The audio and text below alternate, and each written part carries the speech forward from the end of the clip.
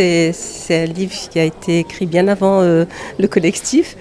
On s'est inspiré un petit peu du livre aussi, mais bon, le collectif c'est autre chose. C'est un travail collectif donc de plusieurs membres qui s'appelle Les libertés fondamentales.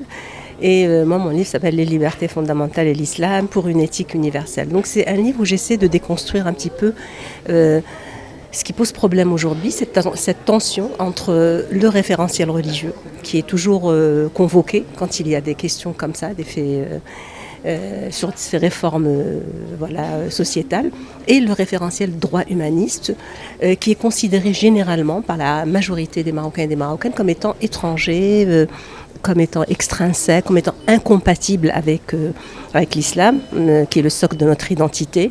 Or, notre Constitution, elle précise bien que ce référentiel droit humaniste fait partie du choix démocratique du Maroc.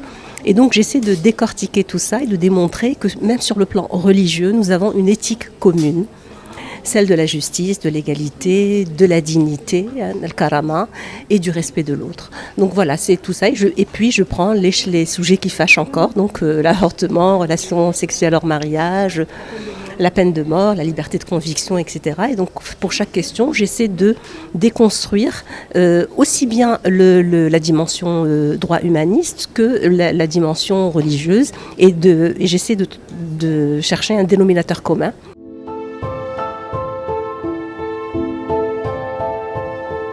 Je pense qu'il n'y a pas de priorité. Ce sont tous, c'est des questions qui touchent le quotidien des Marocains et des Marocaines. Alors il y en a qui sont touchés par le tassé, par exemple, pour les filles qui sont sans frère et qui se retrouvent du jour au lendemain dehors parce qu'il y a un oncle ou un cousin du 3e degré qui va venir partager avec l'héritage et qu'ils ne connaissent même pas. Donc vous avez la question de l'avortement où des femmes avortent de façon clandestine et c'est leur vie qui est en péril.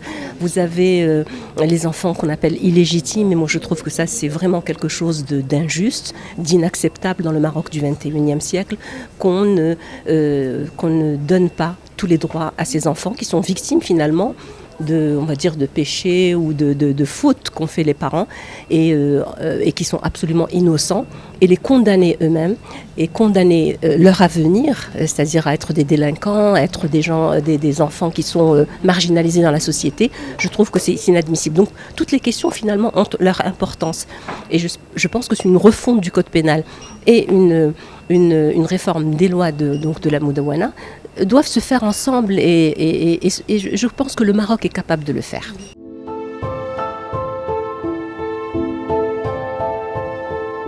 J'essaie depuis 20 ans de faire une approche qui est réformiste parce qu'on a besoin d'un renouveau, et ça c'est quelque chose qui est inhérent et structurel même à la religion musulmane. Depuis le temps du prophète sallallahu alayhi wa sallam, c'était quelqu'un qui a toujours encourager ses compagnons, femmes et hommes, à ce qu'ils aient un regard toujours renouvelé sur la compréhension du religieux. Parce que ce qui est sacré, c'est la religion, c'est les textes, et le Coran précisément.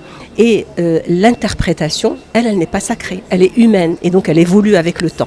Et donc je crois qu'au XXIe siècle, on a le droit de faire une interprétation qui soit en phase avec notre modernité, qui soit en phase avec notre Maroc du XXIe siècle. En stipulant que, pour moi en tout cas, et jusqu'à présent, je suis absolument convaincue qu'il n'y avait pas d'égalité de genre. Je parle aujourd'hui d'une justice égalitaire plutôt.